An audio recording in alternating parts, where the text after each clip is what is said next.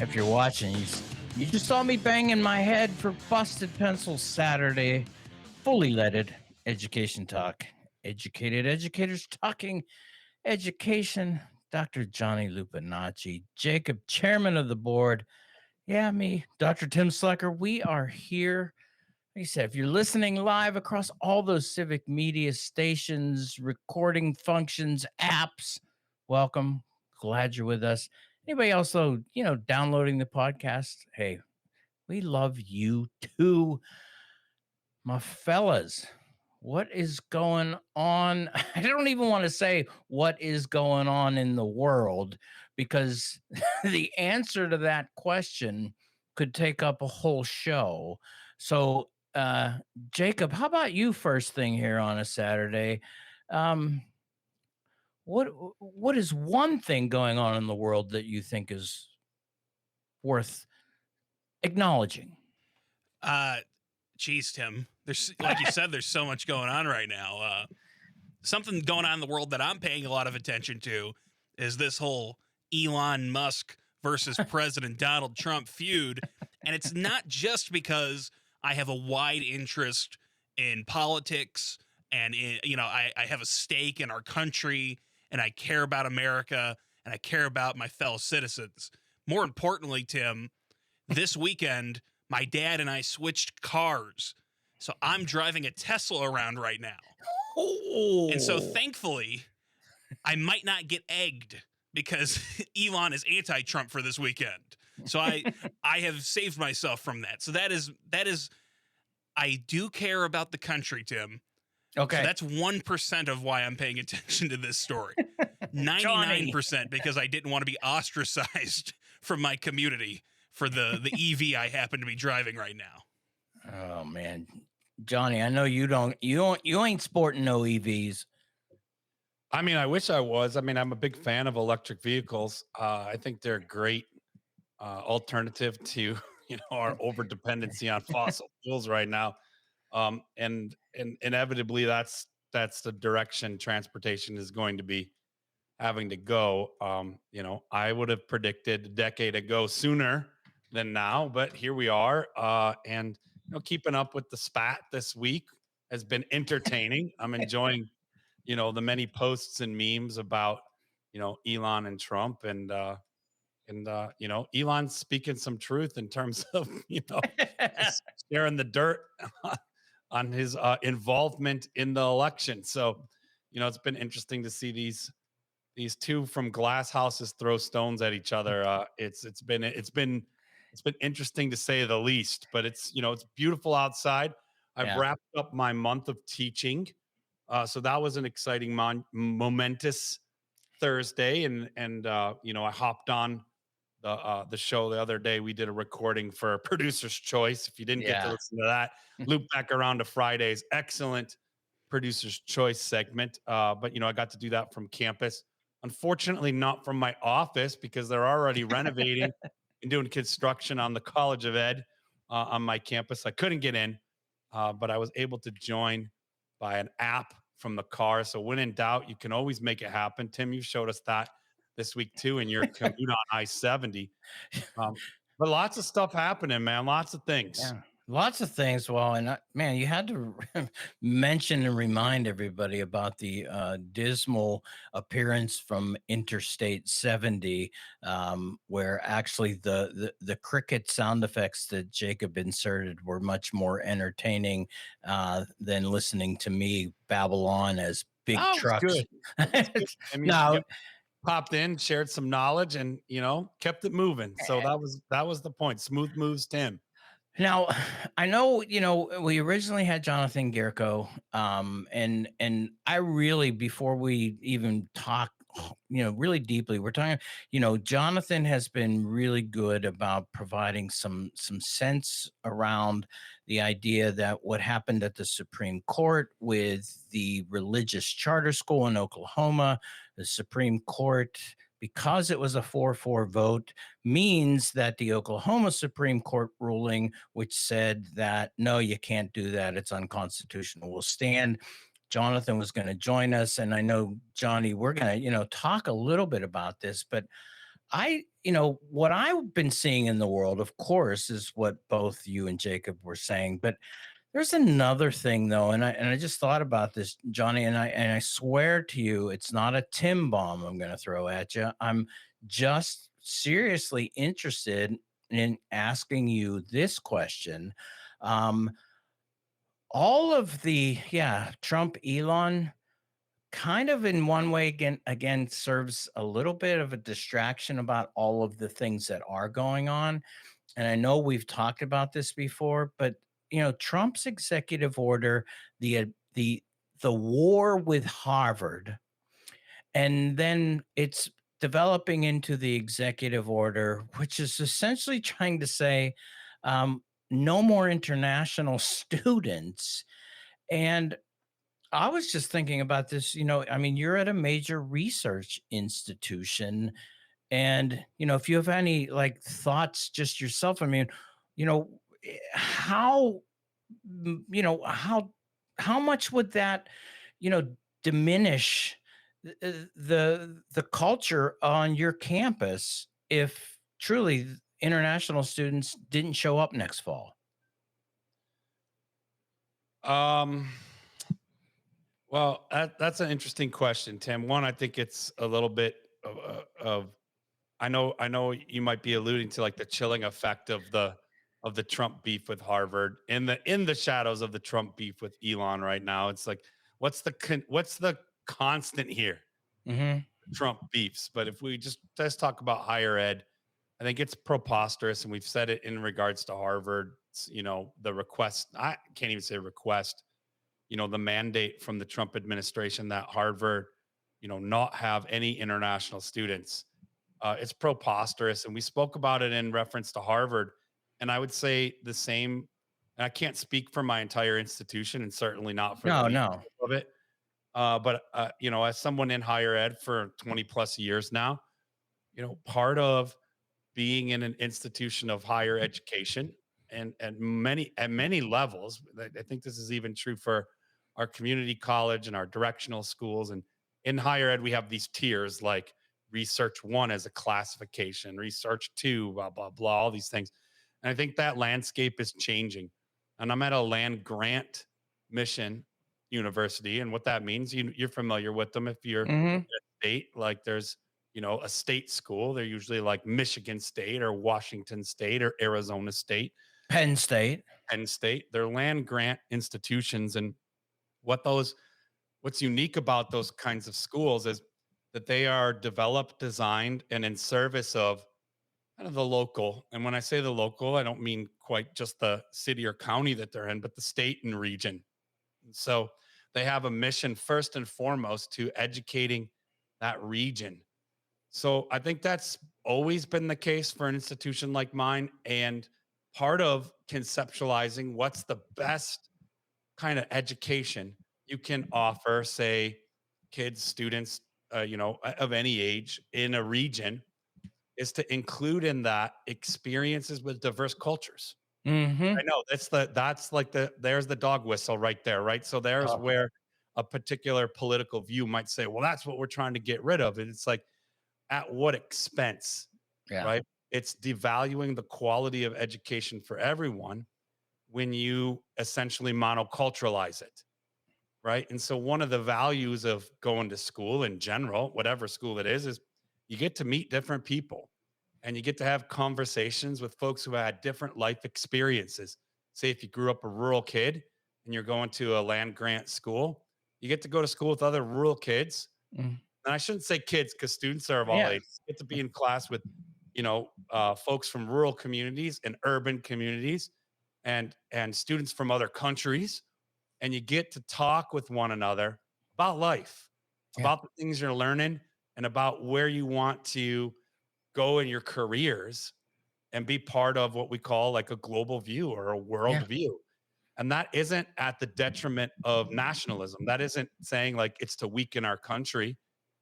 It's to be, in conversation and learning with diverse people as in a global world, Right. right? Whether you're going to marketing, communications, business, architecture, history, philosophy, anything in the humanities, the English language, arts, whether you're going to be a writer or a designer or, computer programmer or an engineer or in the medical field, we're part of a global community. So, yes, we want to strengthen our nation. That's obviously part of it. But part of strengthening our nation is being able to be in conversation and Thank you. collaboration with people around the world. So that said, like I sidestepped the economic piece, Right. and I'm fortunate enough, and I have colleagues at a number of institutions that will speak to the importance of enrollment across the board right now. And I would say all of them will be fine if they didn't have like financially fine if they didn't have international students, but the quality of education would go down. And Yeah. that's antithetical to all of our efforts right now. It's like we want to be leaders in the world in education. Well, you can't be that if you're exclusionary. Right. We've critiqued for years, exclusionary politics like North Korea, and it's like, and now we're starting to propose things like mandates that you don't have international students. Right. Well, that's not how the world works, and that's actually not preparing our learners for the world that's ahead of them. So I think universities across the country and really around the world are going to have something to say about that in terms of hold on, because this actually doesn't help access and doesn't increase or improve student achievement. Mm-hmm. It harms both those things. And those are two, for us at a land grant institution, those are two really important things: the success of our students locally, and as they learn to, work with people around the world, which also includes the success of students from around the world. Yeah. So that's a little bit of my answer for you, Tim. Man, it's a lot though, and I really that's seriously, I just wanted to, you know, touch on that because I know the perspective that you're pointing forward. What you said towards the end though, Johnny, when you said, like North Korea, and it was just like, yeah, do you know anybody who is talking about or thinking about going, boy, I'm really hoping to get into college B in North Korea because no, that doesn't happen. Well, you, you, Right. you can't. You can't. It's I mean, there would exclusionary. be people if it was, Well, different. you could, but there's not a history, and in fact, the fact that this is, and I've been listening to Prof G Scott Galloway pod, and he's been making a great point. American education is one of our most incredibly strong export assets that we have. People across the globe are, I don't want to use the word dying, but really want to get into American colleges, American higher education institutions. Why is that? It's because of the quality that they know an American institution brings when they come back and all those things. So, what are we doing by excluding people? I think we're watering down the brand. Hey, let's go a little bit more with that. Busted Pencils, fully leaded. Hey, America, the brand, it's higher education.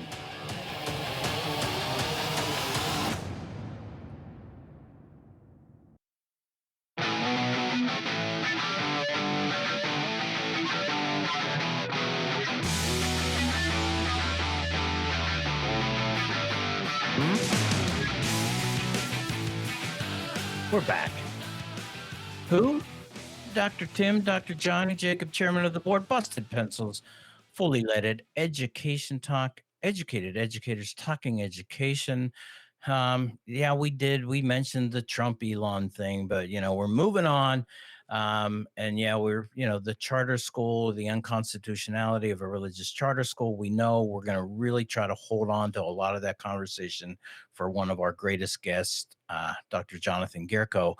I threw Johnny, not a Tim bomb for a change. Timely discussion. And just saying, the again, it looks like it's Harvard, the president saying no international students, but the effect of, what would it mean if institutions of higher education, and you said, Johnny, we're not talking about the financial part of that.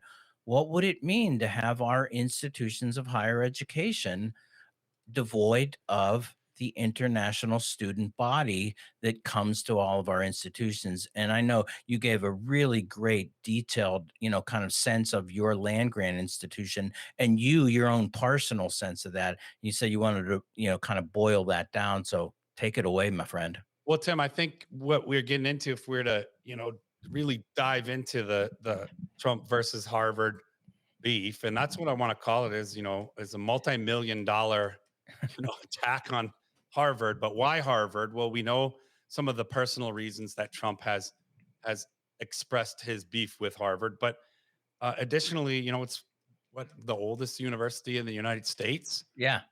It's known worldwide as as like a symbol of higher education in North America and in our country, and it's a great institution, like many peer institutions, and even institutions that aspire to have that kind of that the kind of bar set for what it means to have access to high quality education, to be in a world diverse conversation with the leading experts on whatever it is that field is that you're Mhm. studying. It's you had said it's eroding the brand, Yeah. and it's an attack on that.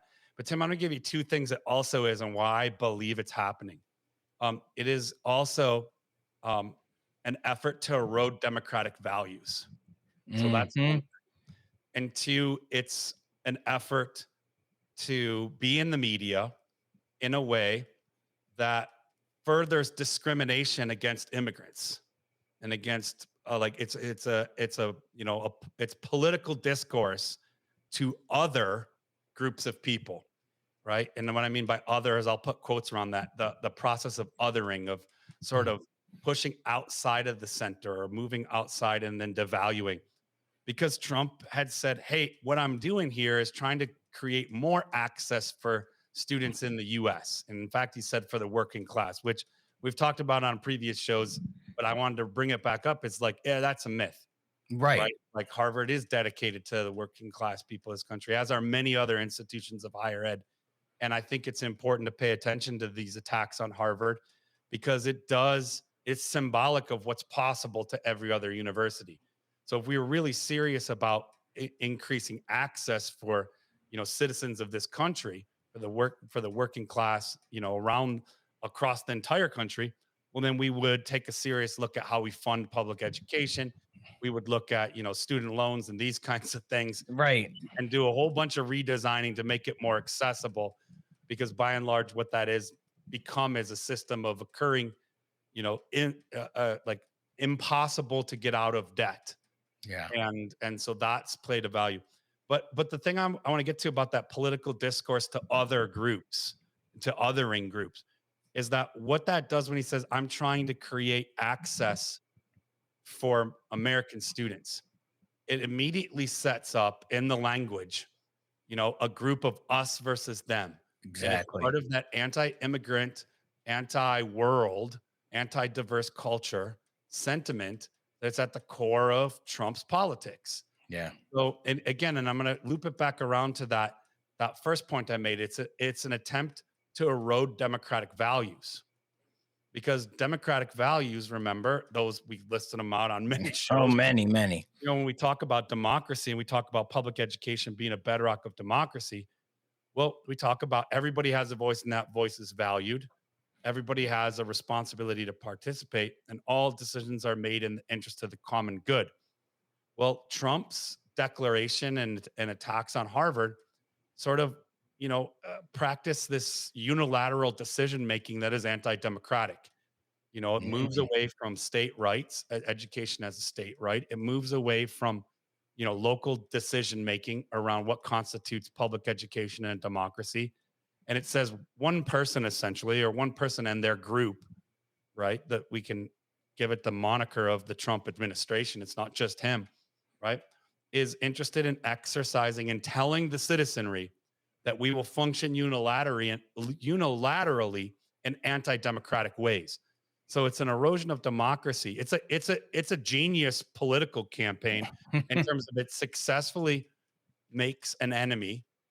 It identifies groups of people that are not American citizens as the enemy, as the problem, as, being on our campus as, a hotbed. I can't remember the exact quote Trump used, but I remember he had said, like that Harvard campus, which could be true for any of our campuses, are, harboring, you know, um, people opposed to democracy, which couldn't be further Right. from the truth. I mean, but it sets up this whole scare campaign that, hey, these people that might not look like us or speak the same language as us or come from the same communities that we were born in, well, you know what? They're the problem and I'm getting rid of them. And Mm. so it aligns to his anti-immigrant sentiment. It ultimately is anti-democratic and it's an attempt to erode democracy. I think it's important that we're looking at it. So Tim, I'm glad you threw me that question today. Yeah. No, and got a little bit more. The way you talked about othering, Johnny, when we get back, I want to kind of not push on that. But explore another way othering. Yeah, othering. Busted Pencils, fully leaded. Education Talk. We'll be right back.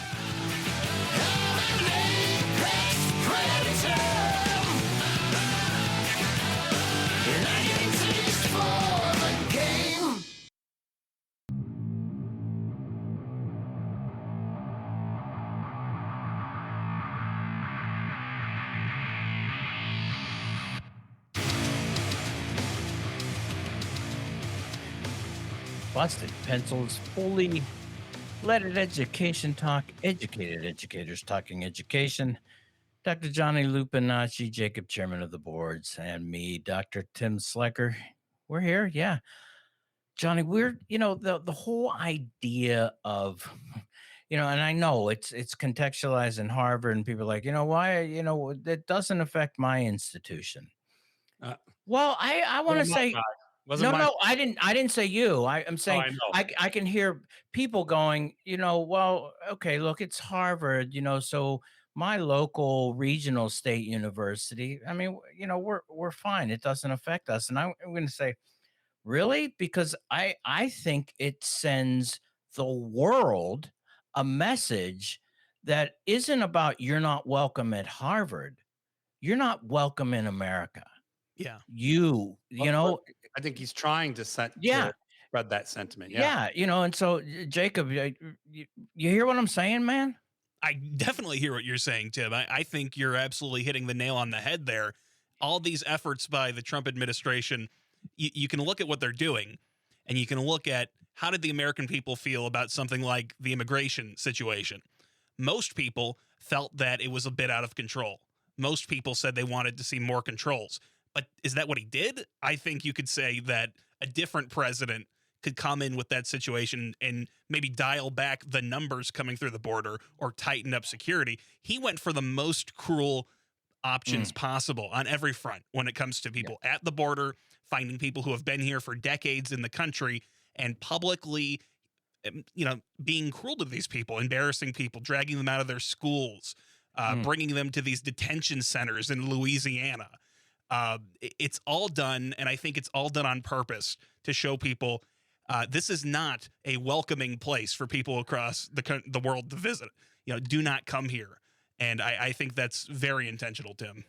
Yeah, absolutely, it's intentional, and yeah, and hear that, and I see that, and I'm going to say, I didn't go to a big prestigious institution for my undergraduate. I went to a local regional state public institution.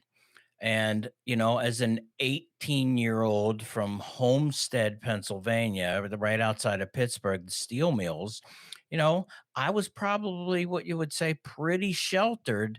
And the whole idea, Johnny, you were saying of othering, what I experienced was really my first taste of others and realizing that this kind of simple me very sheltered worldview, it got bigger even on this little local regional state institution that had international students from Pakistan, from Germany on our campus. And for students like me, my classmates who were all very similar, blue collar, first generation kids. That was all of our kind of first experience of realizing there are others, and that those others are not people to push away, to kind of stay away from, to keep out, but to realize that we're part of a much bigger something at that time.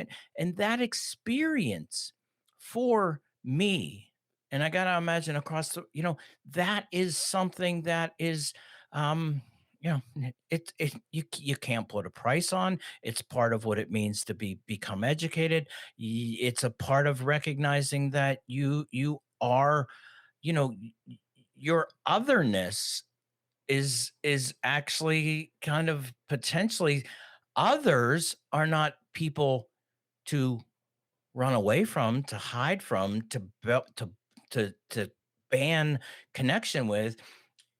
We want more experiences with others, and that intentionality of institutions of higher education, of opening the doors for international students to come, the benefit of that is so incredibly valuable, that when I look at what could potentially happen now to an institution where I was, the fact that maybe students are now thinking, in different parts of the world, I wasn't even thinking about going to Harvard. I was thinking of going to, a Penn State, a great engineering school, because, and now they're not going to go.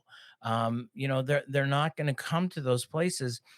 And what's lost, and I'm not going to say that Trump has no idea that that's what will be lost. You're right. I think he knows exactly that would be lost. But this is the kind of way that I think if we have more conversations, and now, John, I'm going to go back to old busted pencils, our neighbors, if they got to hear conversations about international students on campuses across America as not others, but as part of an educational experience, that is something that is to be treasured. And the type of discourse, the connections, the realization that there is more in life than just me and who my family is and who my friends are. um I don't think you'd get as much kind of buy-in to the Trump message of trying to keep international students out of the country. And I'm just, that day, it's just how do we have conversations with our neighbors about this, flurry, this diarrhea of executive orders that keeps coming across, to point out that, what, most of our neighbors, if we had the opportunity to talk to them in ways that are just calm and talking about the benefits of others, I don't think there'd be so much buy-in to this type of onslaught of, he's standing up for America, he's making us great again. No, man, that's not what's happening. Johnny, I see you're ready, man. Well, I mean, yeah, and if Jacob's brought this up before, it's a populist movement. And so in a populist movement, you want to try and have certain language pieces or like sound bites that are on brand for your movement. And this is most certainly on brand for the Trump administration's sort of political push, Mm. right? And it's attack the educated, like make education a bad thing. Like, hey, listen up, education is really the enemy. You know who else is the enemy? Are these people who aren't from here. And that's not us believing that. I'm saying that's sort of the message of the Trump campaign. And then, hey, and I'm the hero and we're the good guys because we're going to fix this. We're going to punish the enemies, Mm. right? And we're going to fix this. So it's right on brand for, the intentions of the Trump administration. And it's we talked about this. Jacob, you're a historian. You love history. Tim and I teach, and we appreciate history. We're part of that. We're of like minds here. Well, what has history told us? Not just what Mark Twain told us about history, which he said history doesn't repeat itself, but it rhymes. But if we're thinking about, that age old cliche, we learn history so we don't repeat the mistakes of the past. Well, let's look at patterns of the past. Universities, we know, are a place for the preservation of free expression, free ideas, and free beliefs, right? They're a place of, advancing thinking, of doing scientific research, right? And of, you know, not only demanding, but setting the bar of excellence for all of our industries. And I'm not Mm, just saying Harvard here, that's true for trade schools, that's true for any kind of place of learning. It's where we, have a space to learn together the best of our field or the best of the industry that we're in, right? So in any country around the world historically where there is an effort to break that norm mm, or to reduce that freedom or that excellence, universities are the target. yeah. That's true historically. We know from our colleagues around the world who are, professors through different changes in governments and things who have said, hey, it's a powerful place because it is a mainstay institutionally in our democracies or in our nations for, free expression, free ideas, free beliefs, Hmm. for advancing people. Education is empowerment. Right. So an empowered citizenry is a strong democracy.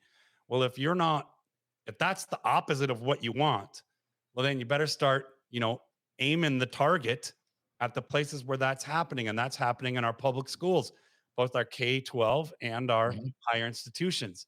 So we say things like, and this is, Trump was quoted saying that these are breeding grounds for virtue signaling and discrimination. Well, Mm.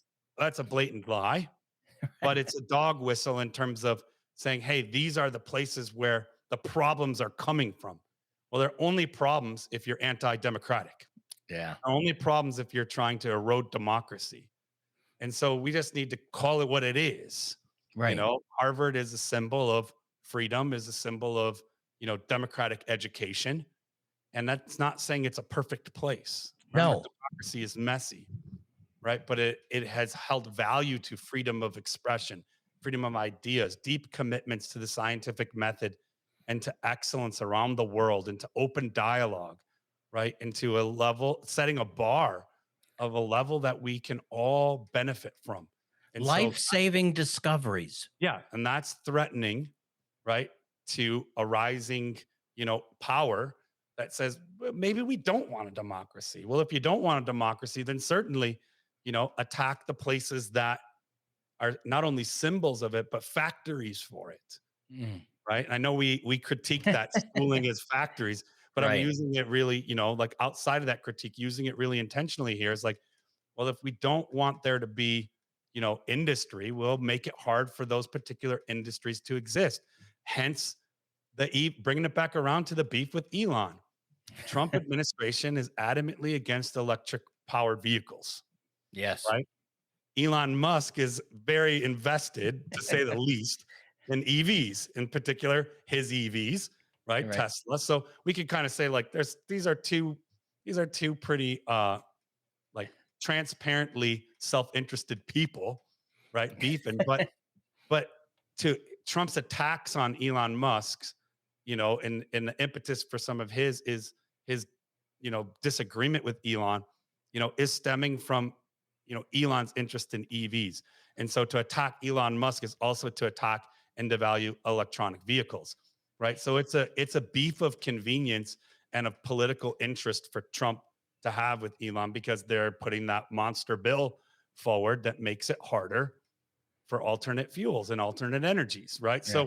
So you see, this is very political, it's very strategic, and it's on brand Mm. to attack universities, to attack electronic vehicles, to attack anything that goes against, right, that agenda that the Trump administration and broader than just Trump, right? Trump is just, one slice in this right now. It's more than just him, but of that Yeah. belief system. Yeah, for sure. Wow. Man, we're getting into it. Although, and I know Jacob chimed in a little bit there, but I know he's ready to go when we come back for the last segment. Jacob, I want you, it's going to be Tim's choice throwing something out to Jacob to see if he can stump him I better on find some this. thoughts real quick.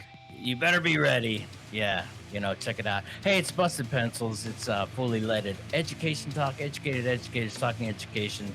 International students, we want them. Busted Pencils. We'll be right back.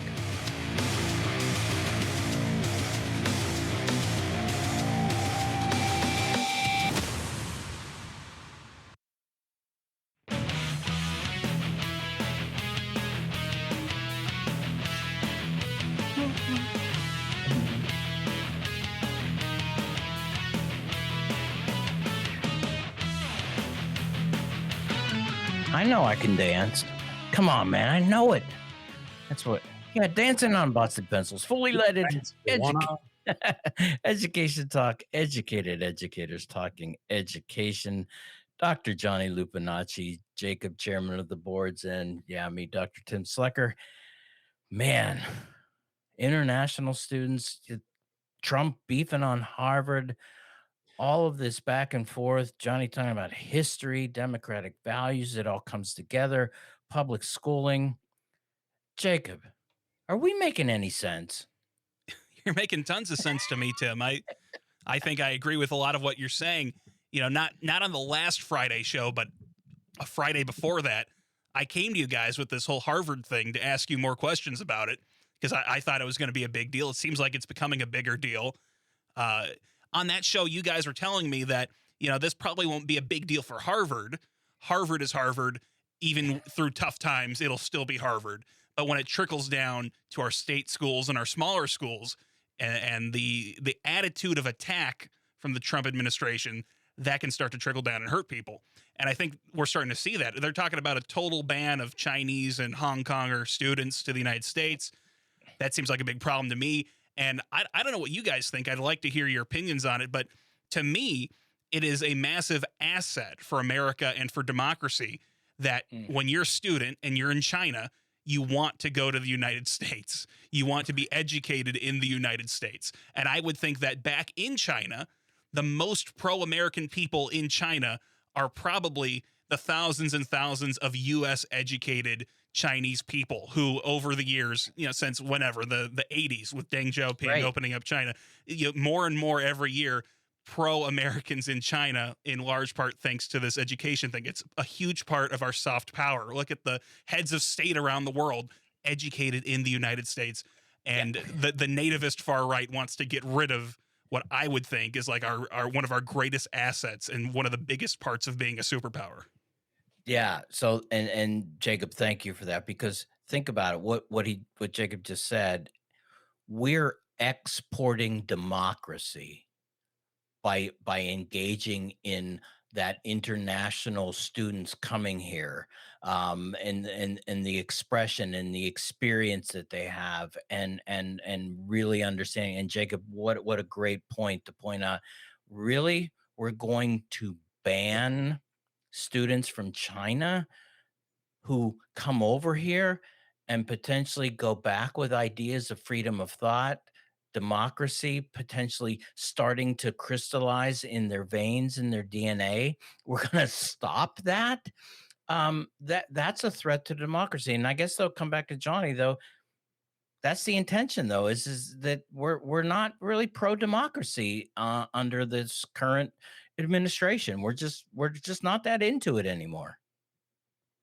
And Yeah, Tim, and I think we can come back around to this maybe in a class in session next week or anything, because related to this, and I'm going to give, a little loop back around to, Jacob bringing it up a couple of weeks ago about its importance is, Harvard fighting this is really important.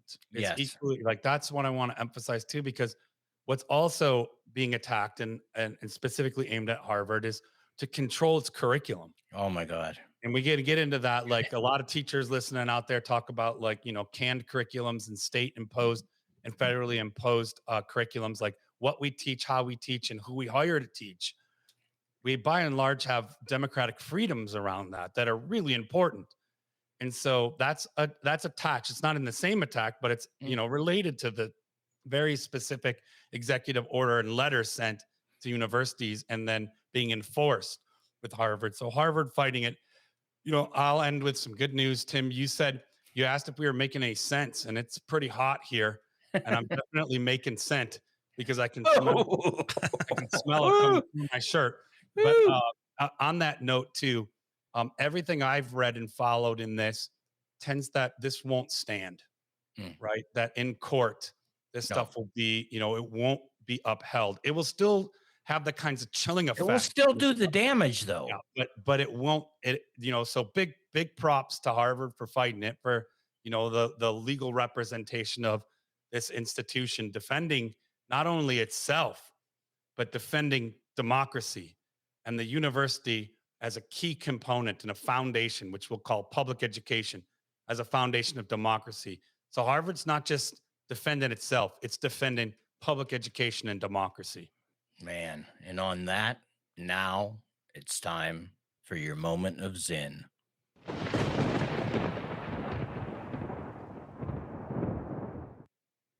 Education becomes most rich and alive when it confronts the reality of moral conflict in the world.